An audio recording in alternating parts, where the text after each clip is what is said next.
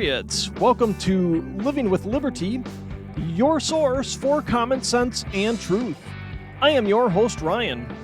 Today we are talking about another Taylor Lorenz mess the Washington Post has to clean up, Elon Musk potentially getting out of the Twitter deal, Mexico's president skipping out on the Summit of America's meeting, and how it represents our declining influence in the region.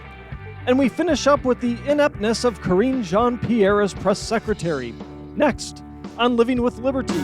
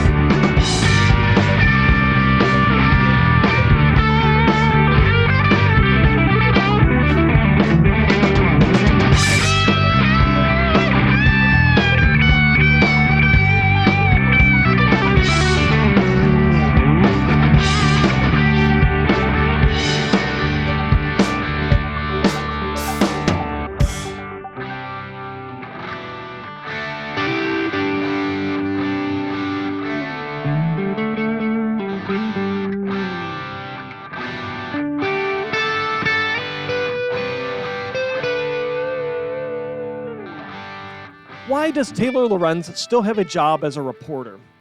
I get it, she may not have any other marketable skills. But usually when you, as an employee, get things wrong and continue to get things wrong, you eventually get fired. Apparently, when you go on MSDNC or whatever it was and stage a breakdown, you get some leeway in screwing up on the job and you get a little more leeway in making your employer look bad, it seems. And yes, I believe it was a staged breakdown over mean internet people, because not long after that, Taylor Lorenz special on MSNBC, she goes out and doxes the person behind the libs of TikTok account. So yeah, I have zero belief that her little therapy session on MSNBC was nothing more than a stunt to garner a little sympathy because mean internet people were calling her out for being a hack journalist. Well, Jeffy B's Washington Compost had to cover up for Tay-Tay again, this time because she made up talking to a YouTuber that goes by the handle That Umbrella Guy for a story about them making a bunch of money covering the Johnny Depp Amber Heard trial. Now, we have people on YouTube covering these things because the media doesn't want to. The media doesn't do it right, or they lie. And now we've got Taylor Lorenz going out, writing basically a hit piece on why this is wrong or what's going on with it, or I don't know. I didn't read the Washington Post piece in its entirety. I have an Epoch Times piece here, though, titled "The Washington Post Admits Claims in the Article About YouTubers Were Inaccurate" by Zachary Steiber. Inaccurate would be a nice way to put it.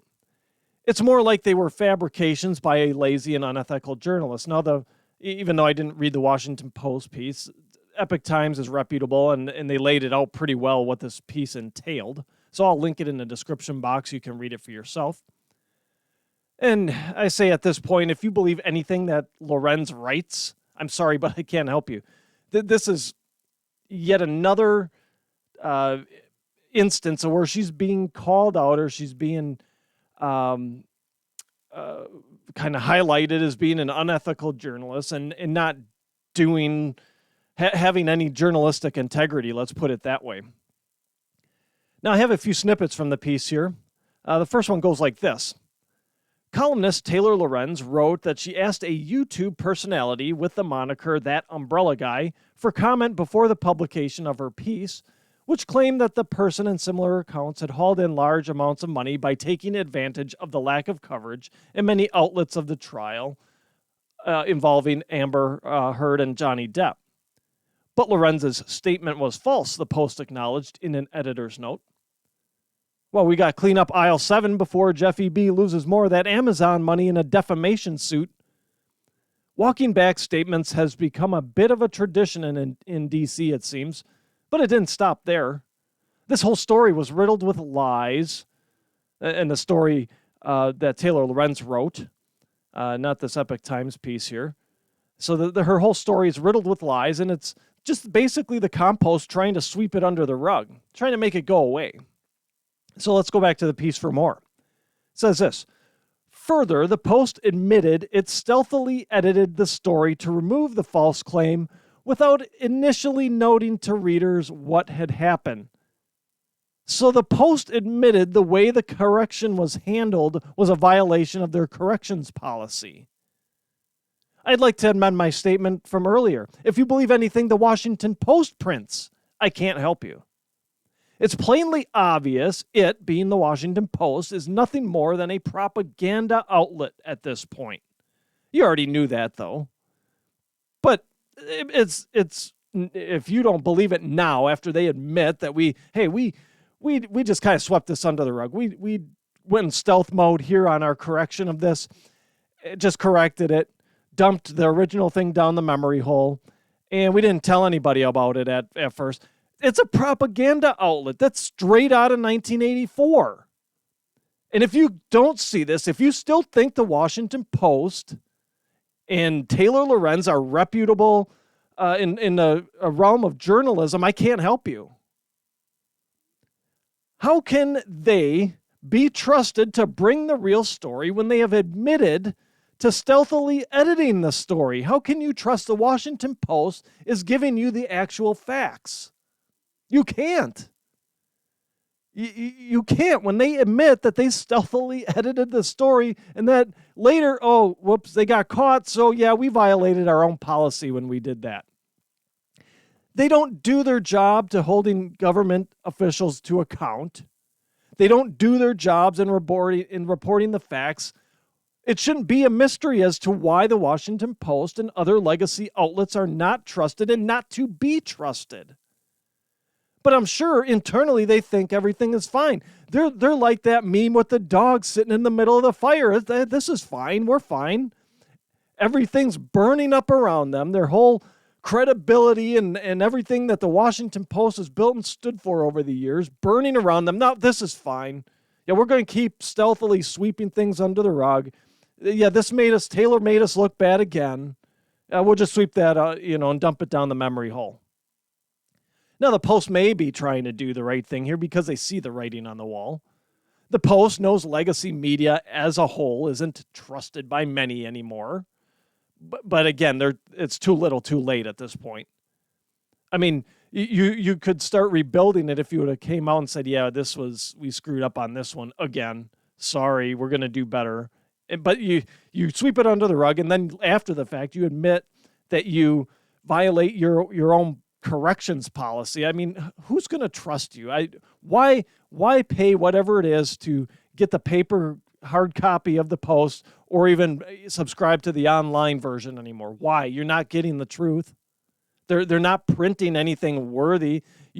They're printing it up, and then you have to go do your own research because you can't trust these guys anymore, and you haven't been able to for a long time, honestly. But I mean, just do your own research. Why bother at this point with a newspaper? Why bother? They're not doing the research for you. Do your own. Save you money.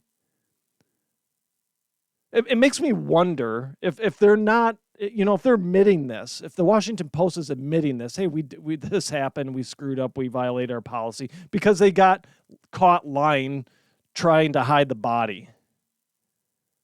The fun doesn't stop there, though. I got more from this Epoch Times piece. So from the Epoch Times piece, that umbrella guy said in a statement that besides lying about contacting him or her, so they don't know if it's a him or her, just says that umbrella guy. Could be a her, I suppose. It's an internet name, right? Anyway, it says, going on here, Lorenz mischaracterized the account's coverage of the trial. Taylor Lorenz wrote an obvious smear piece conflating Depp's support with financial gain. So there again, she's being dishonest.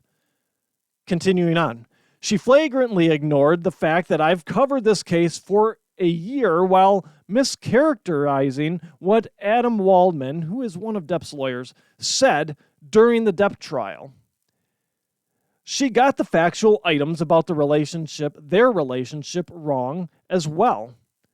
Crazier, she lied about contacting me in the Washington Post and tried covering it up after I called it out publicly, the YouTuber said. So, what more do you need? Who's going to lie, right? And who's just think about the dynamics here for a second. We have a YouTuber whose very livelihood, I think that umbrella guy has a pretty large following. So we have a YouTuber here whose livelihood literally depends on them being ethical and honest and kind of telling the truth and gaining people's trust. Or you've got the Washington Post, who just admitted to covering this up and who's been covering up for corruptocrats and everything else for years. And Taylor Lorenz, who's a known liar anyway. Who are you going to believe here? Somebody might look at this statement say by that umbrella guy and say, yeah, right, I believe them. We know what the media is at this point. I believe that umbrella guy. They weren't contacted, which the Post acknowledged, and then it goes further. Then that umbrella guy goes further. How she ignored this. How Taylor Lorenz ignored their coverage of this case. How long until the Washington Post has had enough and shows Lorenz the door? How long until they've had enough of declining readership and actually start doing what they're supposed to do, and that's write well-researched stories? I don't have to agree with them. Right, and if I agree with anything anybody says or writes, then we're not improving as a society. So I don't need to agree with everything they write, but it does need to be factually based. How long until the Washington Post and, truthfully, other media outlets, newspapers, whatever, have had enough of this? Have had enough of their declining revenue? Have had enough of their readers and listeners and whatever else jumping to the independents because they're actually getting the truth there from the independent guys and gals? How long until they say enough, they show these hack journalists the door, they get back to writing well-researched pieces that you may or may not agree with, but at least it's factual. At least you can trust the information that's there. I mean, think of it this way. If this was you or I, and we would have had the string of screw-ups and corrections that Taylor Lorenz has had over the last year and a half, whatever, we would have been shown the door a long time ago by our employers. Do you have a question or comment for the show? Send me an email, ryan@livingwithlibertypodcast.com. I'll answer your question or read the comment here on the show. Feedback is a gift, and I'm not above poking a little fun at myself. I promise I won't run to MSNBC and ask for a special so I can tell the world about all the mean internet people bullying me. Is Elon Musk going to complete the Twitter deal or not? That seems to be the burning question of the day. The dispute between himself and Twitter over disclosure of the amount of bots on the platform, which Twitter estimates to be less than 5% of users, but Musk believes Twitter is undercounting them. And Elon Musk wants Twitter to turn over the data to him for his review. First off, how can Twitter not do any better than to estimate the amount of bots on the platform? I get that the number changes daily based on how many there are potentially wiped out and how many get activated. So I get it. It's a fluid number. I get that. But we're not talking about grains of sand here. I would think it would be fairly simple to get a calculation that gets close or better than an estimate of it's less than 5%. You should be able to be down to some pretty decent numbers, I would think. Twitter's business model is based on harvesting and selling data. I'm willing to bet they have a number that is pretty close to exact in regards to how many bots inhabit the platform. Second, and a potential sticking point legally, as Musk waived his right to due diligence inspection on the Twitter operations and their accounting practices. So that could prevent him from getting that information. Now, I think that was a bit of a bold move on his part, given he's looking to buy something for $44 billion. I would think you'd want to take a good peek under the hood before shelling out that kind of money. Now, there is a $1 billion buyout clause, which, you know what, everyone seems to make a big deal out of because it is a lot of money. But we have to put it in context of Musk's overall net worth. And when you do that, you see it's actually, for him, it's not that much. So Elon Musk is worth about $200 billion right now. It's been declining with the stock market declines and some of this Twitter drama and everything else. So it's been hovering right around $200 billion. So if you think about it, that $1 billion buyout is only 0.5% of his overall net worth. Whereas the $44 billion purchase price is 22% of his overall net worth. So you can see that I find this $44 billion deal, it's actually a bad one. I've only got $1 billion buyout. Fine. It's only 0.5% of my net worth. It's worth it. So backing out and paying $1 billion, that's not a big deal. People want to make a big deal out of it. Oh, it's $1 billion. He's not going to do that. Well, you look at the overall context of his net worth. It's not that big of a deal. So let me put it in kind of real numbers here for you and I. So let's say you had $100,000 in the bank that you've saved up and you're going to go buy a house. And in the contract for purchase of said house, you put that there's 0.5% of the purchase price as far as the buyout clause goes. That would be $500. Now, do you want to be out $500? No. Who wants to be out $500, right?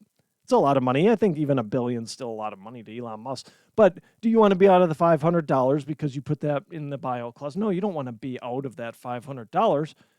But if something came up where you needed to back out, where something just didn't seem right about that house, something came up in your life and you no longer can buy that house because something happened major and you need that money to pay for that instead, would losing that $500 be that big of a deal in the grand scheme of things? Not really. You'd hate to lose it, but it's 0.5% of what I've got saved up.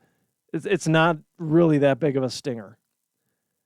So this all points then to the question that needs to be asked. Is Musk asking for this data knowing legally he may not have a right to do so or may not even have a right to it? Is that so he can have some sort of way to save face by backing out of the deal? I'm sure Musk has some sort of knowledge of the inner workings of Twitter, given that there's an agreement in place. I'm sure he did some sort of due diligence ahead of it before he threw $44 billion on the table for it. It's naive to think he doesn't know things about Twitter. Is this now a case where he is playing this acquisition over and over in his head, running through the various scenarios based on what he knows about Twitter and the Twitter business model, and he's having a second thought about going through with the purchase? Is he not seeing that he has a way to a return on his investment if he goes through with the purchase? It certainly could be a plausible explanation. At the end of the day, Musk is a businessman after all, and his purchase of Twitter isn't going to be some altruistic endeavor. He's going to want to have some sort of return on it. He doesn't want to just buy it. He's not just buying it to have a nice place for freedom of speech. And here, if I make money on it, fine. Here, I don't. He's going to want some sort of return on it. He's not going to pay $44 billion for it and then, watch the value of it get cut in half. I mean, I'd think at a minimum, he'd want to say, okay, we just want to maintain the $44 billion valuation I paid for it. I mean, so it's not like it's an altruistic endeavor. He's going to look at this and he's going to say, look, I don't really actually feel that great about this as far as a business endeavor anymore. I'm going to, let me back out. I'll pay my $1 billion back out fee, whatever. It's 0.5% of my overall net worth and move on and find something else. I mean, so at the end of the day, who knows? Only Elon Musk can answer those questions. I did see just a total transparency here. I did see that an article. I didn't read it. I just saw the headline, so I don't know exactly what's entailed in it, but I did see something where Twitter might be giving Musk this data that he's asking for. So there again, I mean, if that is indeed the case, he could look at it and say, yeah, this is, ooh, I don't like the way this looks, and back out of the deal. So we'll see. I mean, even with the data, he could say, yeah, I'm going to back out of this deal. I don't like what I'm seeing. So that sounds like a lot more to come. We'll see how it goes on the Twitter front. Okay, on to our next story. Mexican President Andres Manuel Lopez Obrador is going to skip the Summit of Americas meeting in Los Angeles, making it the latest foreign relations embarrassment for President Biden, who assured us that he would return the United States to its role as a world leader. He would be that great unifier. He would put us back at the top, that everybody wants the United States help. Everybody wants to come and pander to the U.S. and ask them to help, and we're going to lead everybody out of the darkness. That's what Biden said. He said, I'm going to return this country to its role as a leader on the global stage. Now, what's the reason the Mexican president is skipping out on the meeting? Cuba, Nicaragua, and Venezuela were not invited to the meeting. Now, this is a meeting between North America, Central America, South America. So you got countries from basically the whole region, the whole hemisphere here in the Americas that are invited to this meeting. Well, except for a few here, it seems. And that's the sticking point for the Mexican president. Now, part of the hope for this summit, and part of this, and this deals a blow to what sounds like is going on behind the scenes, but part of the hopes for the summit was to address the migrant situation. And now that agenda item is probably dead because Mexico is planning to send a low-level official to the meetings instead. So that low-level official is not going to be able to agree to anything, really. They'll just be there. Hey, they'll air Mexico's grievances, and that'll be it. They won't be able to engage in any high-level talks. They won't be able to make any decisions on behalf of Mexico. Lopez Obrador is not going to give any authority to this low-level official to make any decisions on his behalf. That's just not how it works in those countries when it comes to the power structure. It's the head guy makes those decisions. They'll send a representative. Here's your talking points, and that's it. So here's the thing, though. The thing about this whole agenda item of migration and the migrant situation, this doesn't need to be an agenda item in this meeting with these other countries. The only agenda items that need to be accomplished in relation to mass migration is finishing the wall and quit giving out free crap to people who come here illegally. Now, before anyone starts in with the "we need to have compassion" speech, I want you to consider these questions. Do you own a home? Is that home fenced in for reasons other than to keep kids or pets in the yard? If you don't own a home, if you rent it, or if you rent an apartment, do you lock your doors? Would you allow me to set up camp in your yard or stroll through your front door without permission, claim a bedroom, and then raid your refrigerator and use your amenities without paying a dime for it? If you answered yes to questions 2 and 3 there, and no to question 4, you can stop talking right now about how we should be letting people come here illegally. You are not a serious person, as you would be personally against what you're advocating for by having open borders and letting people come here illegally. I don't have a problem with asylum seekers who can truly demonstrate the need because they're coming from somewhere, they're oppressed, they're subject to violence, they're threatened some way, shape, or form. I don't have a problem with it. I've covered that previously. We need to be open and caring and compassionate in that realm. I don't take any issue with people who come to America through the legal channels either. I welcome that, in fact, as these people are willing to work harder, and they have more pride in this country than some of those born here. And they really do make our country a better place. They make it a richer place. I've said that before. So save the talk about me not being kind, caring, and compassionate. It boils down to do it the right way. And figure out how we're going to do this. Not just our borders open. We're just going to give you some papers and release you to the interior. We're going to fly you all over the place. That's an obvious subversion of the law and of the American people. So I don't have a problem. If you can demonstrate, hey, I'm from a war-torn country because of my political views, I am threatened, I've been jailed before in my country, I've been censored, whatever, I don't have a problem. Come seek asylum, do it the right way, fill out the paperwork, etc. The problem with the border is it's not those people. There may be a few of those, but we also have all kinds of other people. Bad people coming across the border. And that's been proven already because they've picked tons of them up who have killed our citizens, who have robbed our citizens, terrorists, known terrorists. They've caught a couple. So don't tell me about it. Having an open border is kind and compassionate if you're not willing to do those four things, that answer those four questions in the way that shows that you have an affirmation for open borders. Because it's the same thing. The United States is our property as a whole. It's our country. We're a sovereign nation. Just like your personal property is your sovereign nation, so to speak. That's your place. You own that. If you wouldn't let people come and camp out in your yard without your permission, if you wouldn't let them just stroll in your front door, claim a bedroom, and read your refrigerator, use your cell phone, play your video games, watch your Netflix, whatever, without paying a dime for it, don't tell me about open borders then. You're a fraud. You're a fake. Now, we have a process. As I mentioned, we have a process in place, and it needs to be followed when it comes to immigration. Every country does. Let's put it in reverse for a second. What would happen if I decided to cross over into Mexico illegally, in violation of their immigration laws?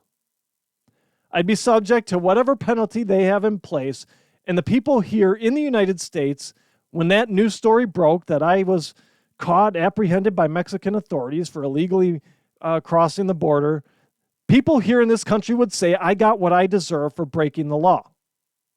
So why then do we look the other way when migrants break our laws? Because we get force-fed that, it's the compassionate thing to do. No. If we're not willing to say, okay, Mexico, you got to let us illegally migrate into your country too. You can't say it's a compassionate thing. How is that not being compassionate then if Mexico is enforcing their immigration laws? Why do we look the other way in the name of compassion? We look the other way because we're afraid of getting called names. Do it legally. That's the whole point here. We have a process. We have a legal process. It's a set up and established. Every country does because, by the way, we kind of know countries like borders. They like being sovereign nations. They have a group of people that have a like culture and heritage that they kind of like to be together and kind of have their own self-rule, whatever that looks like. So countries kind of like borders. And then there's these statements. These are pot calling the kettle black statements from the regime here. So we have Karine Jean-Pierre saying this.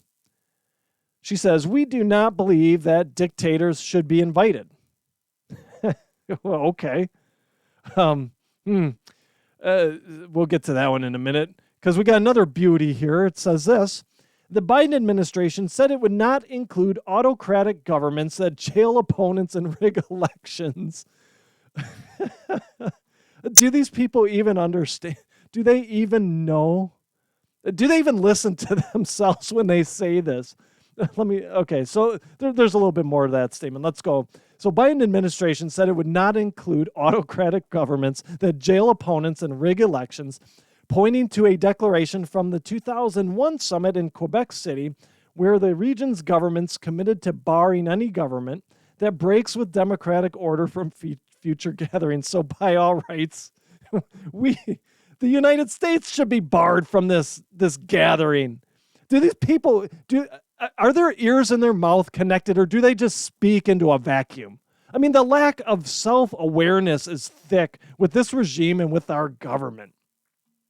Dictators shouldn't be invited. Okay, why do we have summits with Xi Jinping then? If we don't deal with dictators, why are we talking about getting back into Iran and renegotiating that deal, that debacle of a deal the Obama administration put in place? If we don't deal with dictators, why do we continue to engage in trade and business dealings with China, but we turn up our noses at Cuba and Venezuela and demand they change before we open up trading relations with them? Well, you already know the answer to that. It's money. Because it's a lot easier to bully a small country from which we have no real need to trade with. We're the United States. We can manufacture, we can purchase whatever we want.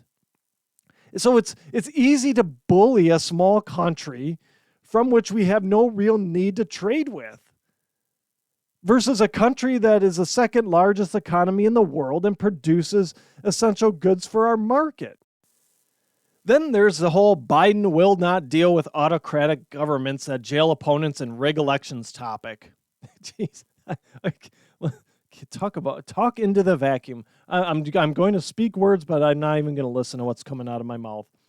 So how about this? How about General Michael Flynn? Anyone? How about Rudy Giuliani getting raided? Or what about Project Veritas getting the same treatment as Flynn and Giuliani? How about the 2,000 Meals eye-opener? So it's okay if our government raids and jails its opponents and intimidates them and engages in shady election practices. But if you as another country do it, you can't come to our table. You can't come to this America's Summit. This just goes to show that the elitism of our government's officials doesn't stop at our borders. It's an equal opportunity thing. We're readily available to pick and choose on the world stage who we like and don't like, who we want to invite to the table or don't, based on, ever-changing criteria.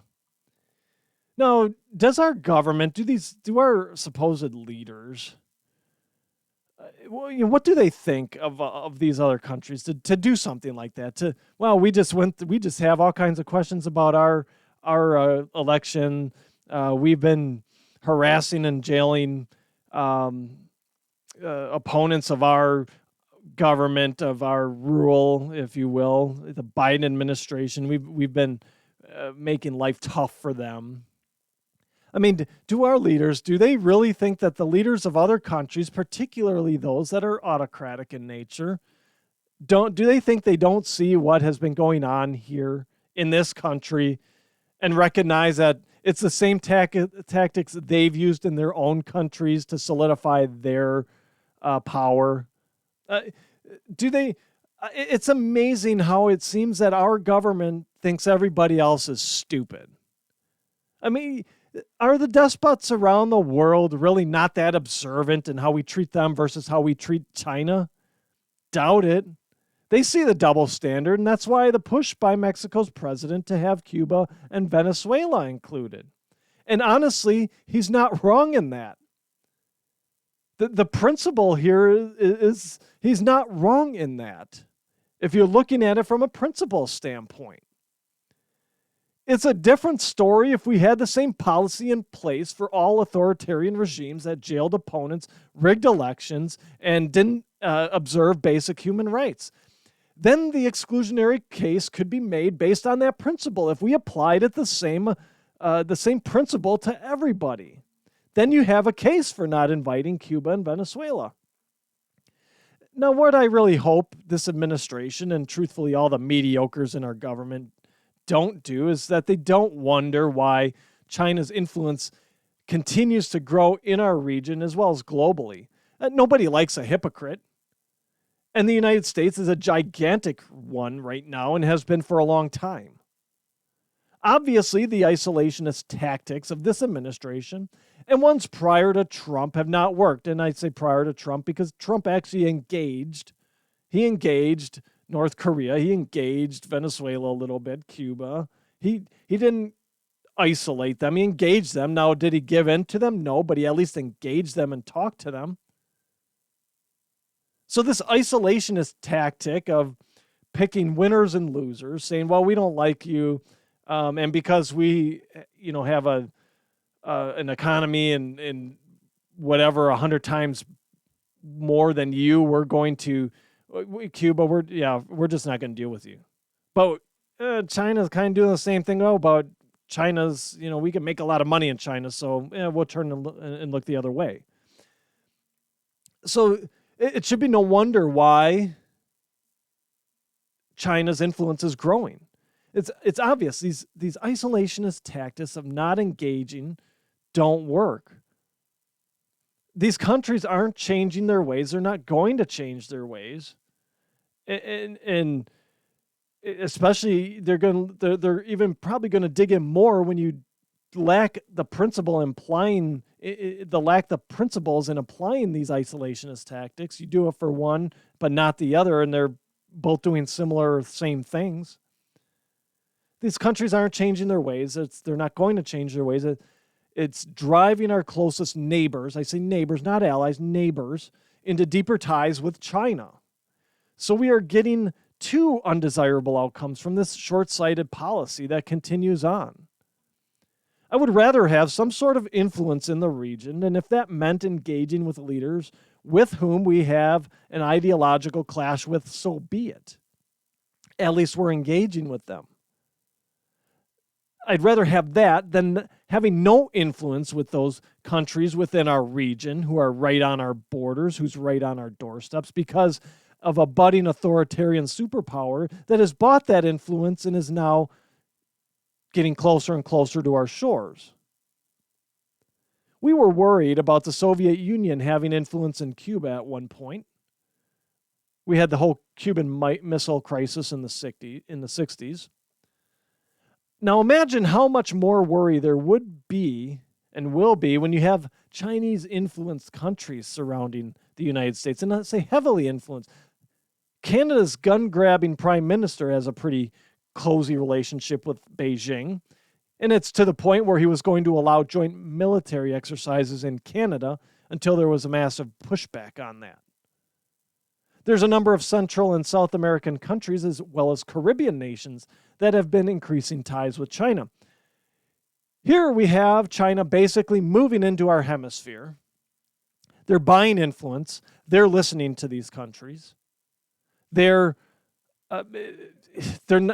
guarantee you the Chinese aren't giving an inch on their ideology versus these other countries, but they're at least listening to them. They're at least engaging. They're at least having some sort of probably trading relationship. They're investing in infrastructure for these countries. They're buying the influence. So we basically have China moving into our hemisphere. And what are we preoccupied? We're preoccupied with Taiwan and what the Chinese might do there. We're not even looking around our own, outside our own borders and our own hemisphere. We're worried about what the Chinese might do in Taiwan. Our elected officials better start prioritizing the home front. They better start making sure our regional influence is high. Otherwise, we are going to be facing an uphill battle against Chinese influence. And I'm going to say and bet that it's going to be a lot harder to root out than the Soviet Union's influence was, half a century ago here, better than half a century ago. So now if you're listening to the show audio only and your platform allows for reviews, please give us a 5-star rating. It helps others find the show. Whether you are listening to the audio version or are viewing on Rumble or YouTube, hit that subscribe button. The more subscriptions we have, the more the show gets into the recommendations made by the algorithms, and the more we are able to spread the truth. All right, finishing up today, I'll bet the Karine Jean-Pierre experiment doesn't last a year. She's absolutely horrible as a press secretary. Psaki was a liar. We knew that. We knew Psaki was a liar. But at least she showed the ability to think quickly on her feet and was at least somewhat prepared to answer questions. She could at least come up with a lie that at least sounded, somewhat in the realm of a possibility for whatever question was being thrown her way in terms of what the administration's stance was at it. It would have been a lie, but at least it sounded good. Jean-Pierre is neither a skilled liar nor is she prepared. That's been obvious I think, from day one. Now, I have a Red State article here by the great Bonchi titled Karine Jean-Pierre Falls Flat on Her Face, trying to explain Joe Biden's latest abuse of power. I got a couple topics here, let's call it, from I'm going to cover from this piece. One being how just awful Jean-Pierre is as a press secretary. The other is in relation to the latest power grab by Joe Biden. So the latest Joe Biden proclamation is that he's going to use the Defense Production Act to prioritize solar panel production. Why? What does that have to do with, that doesn't have anything to do with national security, and that's what the Defense Production Act is for. So I got this from the piece, so we're going to tackle the how bad Jean-Pierre is at her job first, and then we'll tackle this Defense Production Proclamation on solar panels from Biden. So here's the first part from this piece. Jean-Pierre could have asserted that current energy prices and U.S. dependence on foreign sources denote a national security risk.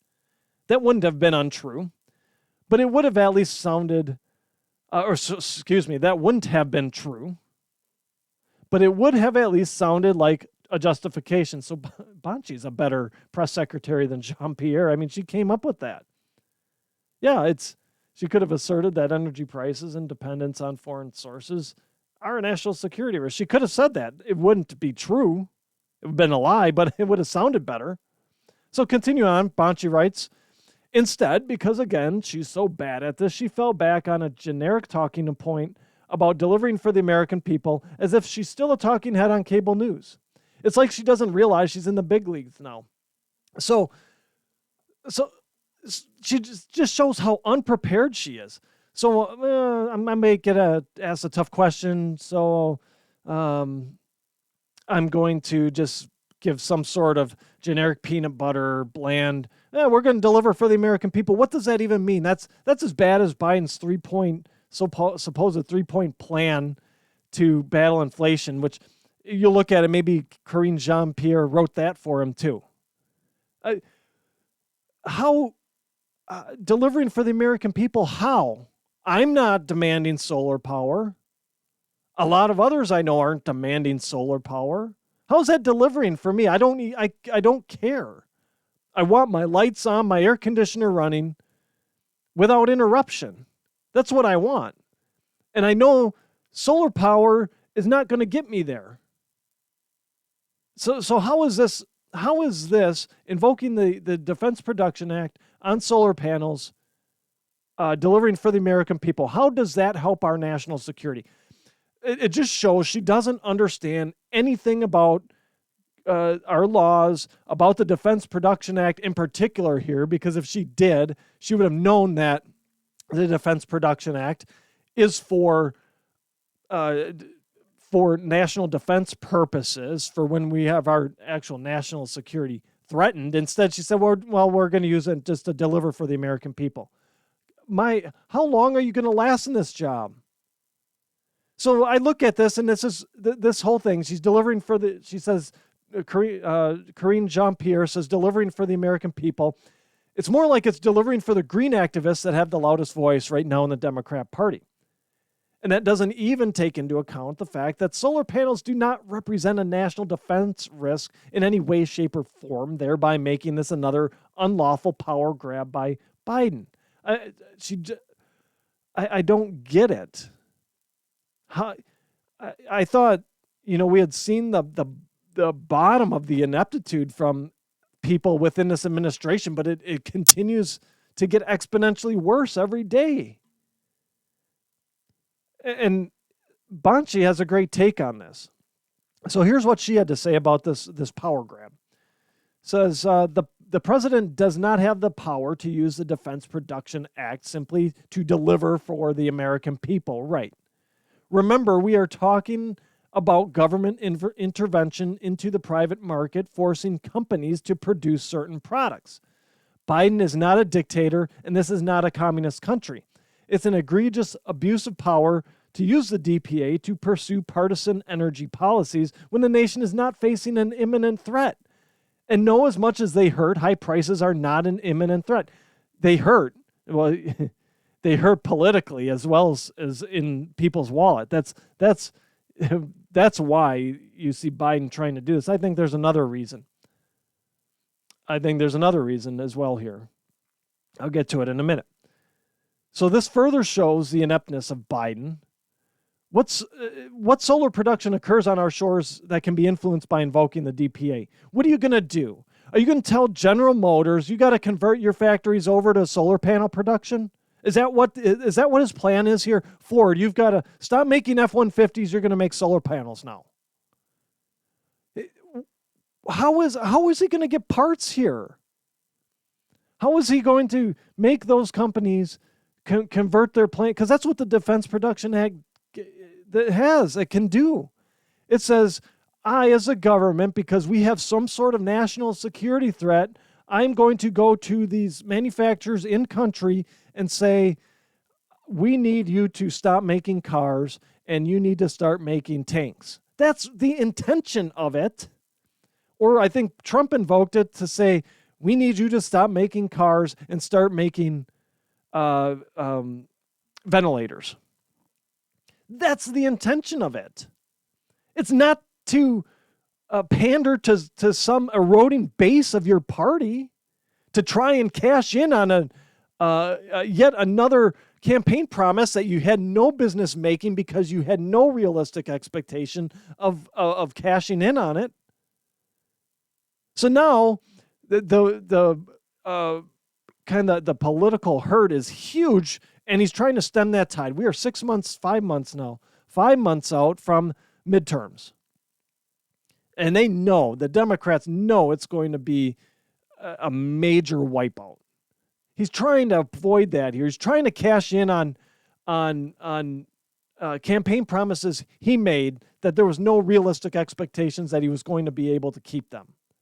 He's just inept. So he's not going to be able to tell General Motors, you got to stop making Corvettes and now you got to start making solar panels. There's very little production on our shores of solar panels that can be influenced by even invoking the DPA. All the parts come from overseas. Every component, I'll say just about every component, there might be some here made on our shores. So let's say just about every component, so we're not absolutist about it. And truthfully, the vast majority, if not all of the finished panels are made in Asia, specifically China. So invoking the DPA does absolutely nothing because it doesn't apply to foreign production. He can't tell plants in China, you need to make solar panels. I mean, I know Joe and the rest of the lunatics in the Democrat Party are trying to erase our borders, but, countries still seem to like theirs, so they're not going to listen to anything a doddering old man posing as the leader of the once free world says. Biden nor his handlers understand where things are made. And that's not a shock. No one in this administration understands basic economics. They're still wondering why inflation's so high. They don't understand basic economics, so they certainly aren't going to grasp global supply chains, nor do they seem to understand the meaning of jurisdiction. Again, invoking the DPA does absolutely nothing for solar panel production in this country because there's very little to none of it that happens on our shores. And we have very little to no capability to ramp up componentry production. If we were to say, okay, Ford, convert your F-150 plant to a solar panel plant, we have no way to feed that plant. So basically here, this boils down to a few things. Jean-Pierre is in over her head and probably should resign sooner rather than later and save whatever personal dignity she has left. She's just terrible. She can't think on her feet. She just comes up with general talking points and thinks that's going to placate people. We're not dumb, Karine Jean-Pierre. We're not dumb. We see through it. We know that doesn't mean anything when you say, we're going to do it for the American people. I don't even want it. If I want solar panels, I'll go buy some, put some on my house myself, and get off the grid. We have Biden, who thinks he's some sort of dictator who can speak policy into being, and it will be made so. So he thinks, I'm just going to invoke the DPA and we'll make solar panels. What the hell are these people thinking? He has no idea. And lastly, this latest stunt to invoke the DPA and say we're invoking it because solar panels are a national threat or a national security threat. This is nothing more than a political stunt to placate the greenies so they'll be motivated to head to the polls in November and vote for Democrats. The Dems are shedding key parts of their coalition in droves. And that's a fact. Blacks, Latinos, Hispanics, whatever, Asians, they are leaving the Democrat Party in droves. The last thing they need is to see the fringes of their party to start to jump ship as well. Maybe not jump ship, but not turn out to vote. Not be motivated to turn out to vote. The only thing the Dems still haven't gotten it through their heads is that pandering to the fringes do not get people into office on a large scale in this country. Sure, you'll get some sprinkled in here or there in some of the more call it crazier districts, I guess, or I don't know. Some of these people I look at, how'd you even get in office? But the thing is, they keep going down that path further and further. They keep pandering to these fringes, and they keep going down that path further and further. And you know what? It's not going to lead to just major losses in this coming November. It's going to be a generational shift in the politics of this country. That is where they're heading. They have not reversed course. They seem to refuse to reverse course. It's not only going to cost them this November, but it's going to be generational because I don't see them even past this November. They're going to look at it. They're going to say, what did we do wrong? And they won't realize it. If they didn't realize it after 2020, when you had members of their own caucus saying, hey, we've got to knock this off because it almost cost me my seat. It's going to cost them their seat this time around because they haven't knocked it off. They've doubled and tripled and quadrupled down on calling us domestic terrorists. They've double, triple, and quadrupled down on the white supremacy, on the racists, on the open borders. They don't see that there's a problem. And I don't think even with a rout in November they're going to see. I don't think they're going to realize there's a problem.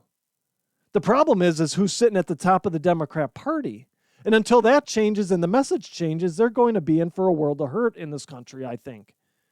America it's not an extreme country. We are very much centrist country. Now, some of us might be left, some of us might be right, but by and large, on whole, we're a centrist country. And once we figure out that we need to ignore and quit blindly following these parties and say, okay, look, what does this candidate stand for? Yeah, they might be a Democrat, but what do they actually stand for? What does this candidate stand for? They're a Republican, but do I agree with most of what they stand for? And that's how we should be looking at it. We need to be doing our homework on these candidates. Because it's obvious the parties, now in particular the Democrats, they really don't understand what's going on. The Republicans are just as bad. They're just as bad as, in terms of ignoring what's actually going on in this country. Right now, they see an opportunity to capitalize, but the pendulum will swing. It always does. Until you get these, we the people in the middle here really are the ones that need to stand up and say, we're taking our country back. I don't care if you're Democrat or Republican. If I agree with you, I'm going to vote for you. Now, full disclosure, you all know I lean to the conservative side, so I'm probably going to vote one way over the other. That's just the way it is. That's how it is. But I don't blindly follow a party either. A candidate over party. Friends, that's my show for today. Thank you for tuning in. Please check out my website, livingwithlibertypodcast.com. There you'll find links to my past shows, my original articles, as well as other resources to help arm you with knowledge in fighting off the prevailing narratives of the day. While on my website, shop my store, Living with Liberty Outfitters.